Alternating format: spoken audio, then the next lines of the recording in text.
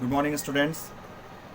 We are studying now first chapter of CBSE class 10th English first flight book, and this is the name of A Letter to God. I hope आप सब यहाँ पे attend हो चुके होंगे और class को अच्छे से स्टडी करेंगे. Let's start the class. तो स्टूडेंट्स, हम यहाँ पे एक फर्स्ट फ्लाइट जो बुक है हमारे इंग्लिश कोर्स में क्लास 10 CBSE में, उसमें पहला चैप्टर है अ लेटर टू गॉड. मतलब ईश्वर को एक पत्र उसके बारे में बताया गया है कि इसमें क्या क्या होता है. हम यहाँ पे एक समरी डिस्कस करने वाले हैं.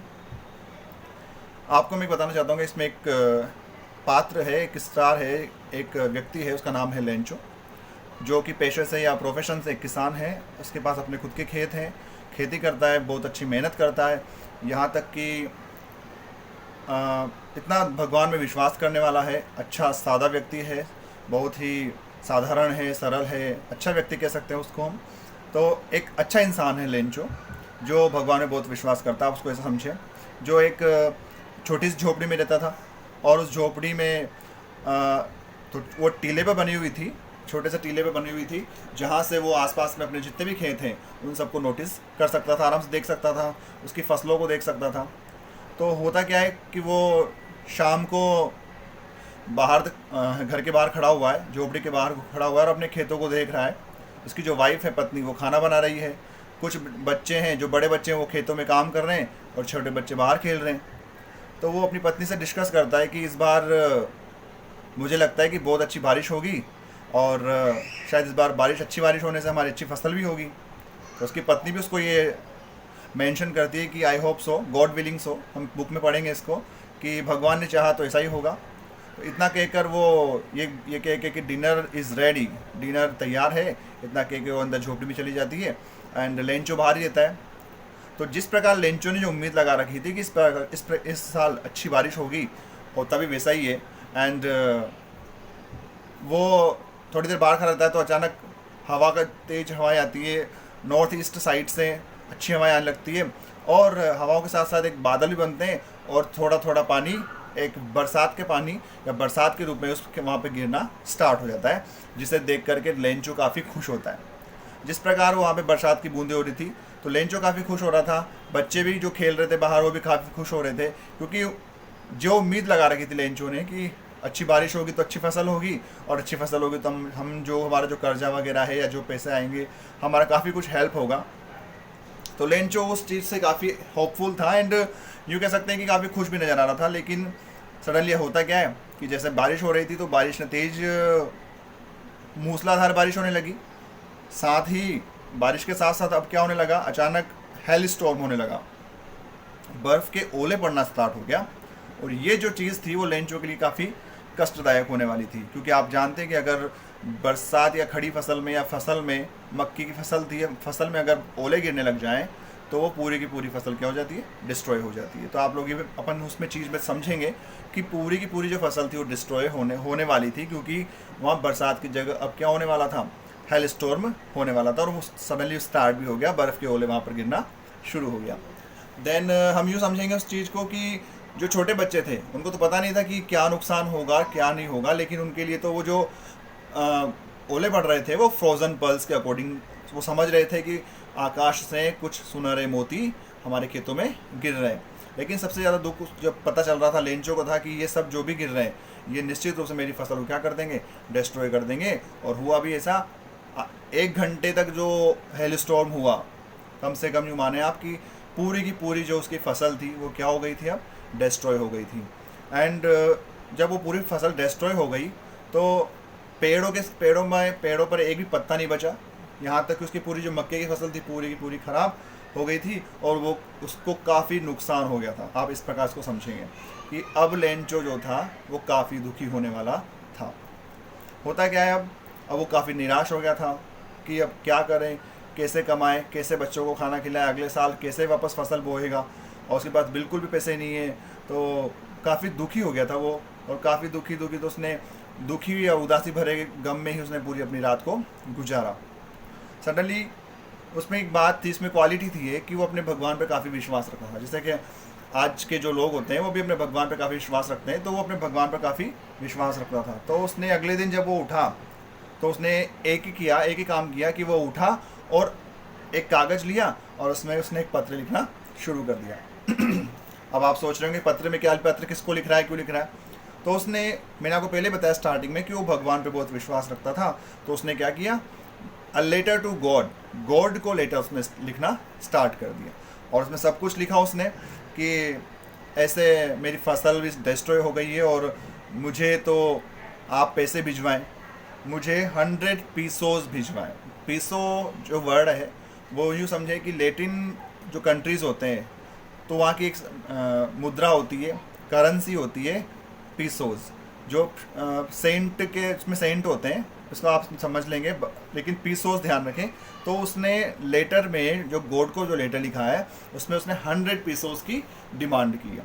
तो 100 पीसोस उसने गॉड से मंगाए और उसने वो लेटर लिखा और साथ ही लिखा कि आप जो मुझे 100 पीसोस देंगे उससे मैं मेरे साल भर जो नुकसान हुआ है तो साल भर मैं अपने परिवार का गुजारा भी कर लूँगा, और नई फसल जब तक उगती है और वो उग करके पक करके बिकती है तब तक का मेरा उन 100 पीसोस में क्या हो जाएगा, काम चल जाएगा।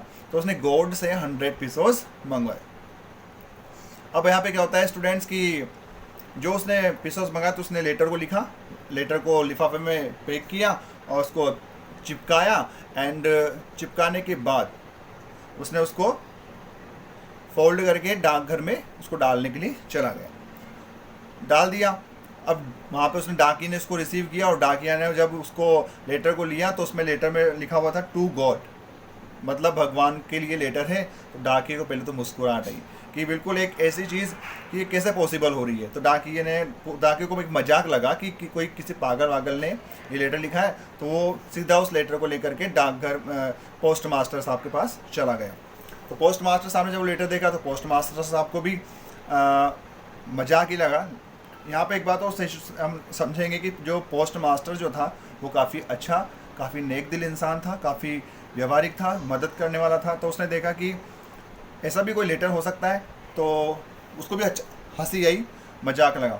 लेकिन अगले ही पल वो समझा भी सही कि इस दुनिया में ऐसे इंसान भी है जो भगवान पर इतना विश्वास रखते हैं कि भगवान को उन्होंने क्या लिख दिया, लेटर ही लिख दिया।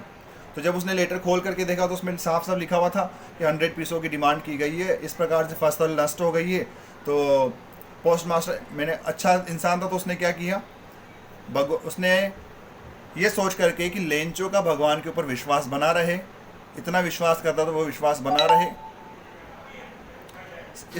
रहे, तो इसके लिए उन्होंने क्या किया कि ना अपनी सैलरी में से भी और अपने आसपास जो थे वर्कर थे उनकी सैलरी में से थोड़ा थोड़ा हिस्सा निकाल करके 70 पीसोस जमा किए। 70 पीसो उन्होंने क्या कर लिए, जमा किए।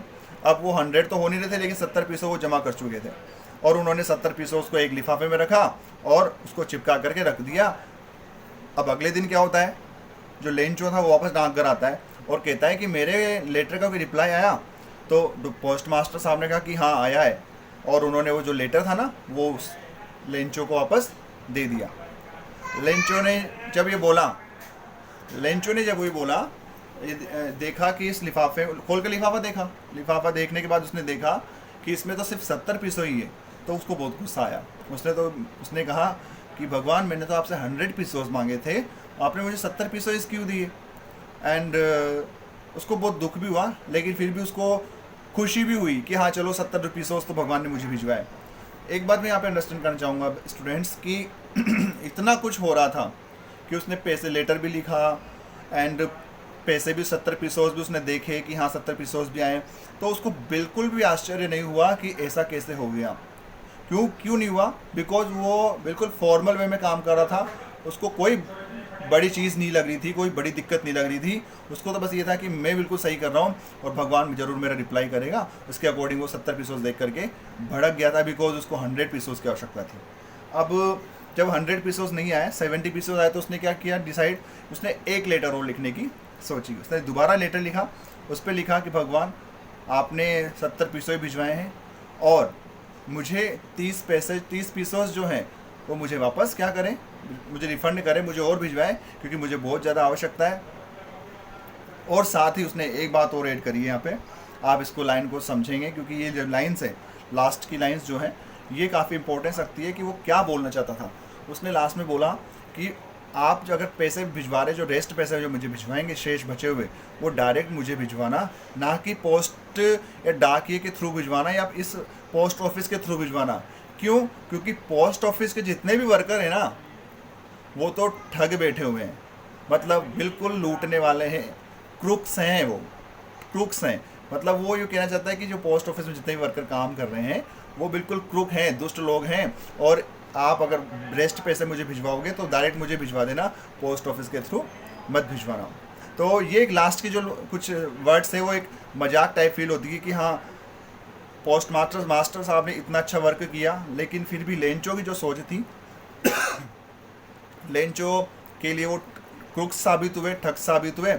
और यूँ कह सकते हैं कि लास्ट में वो रेस्ट जो पैसा है उनके डिमांड के लिए उसने पोस्ट ऑफिस के जितने वर्कर्स थे उनको दुष्ट बता दिया।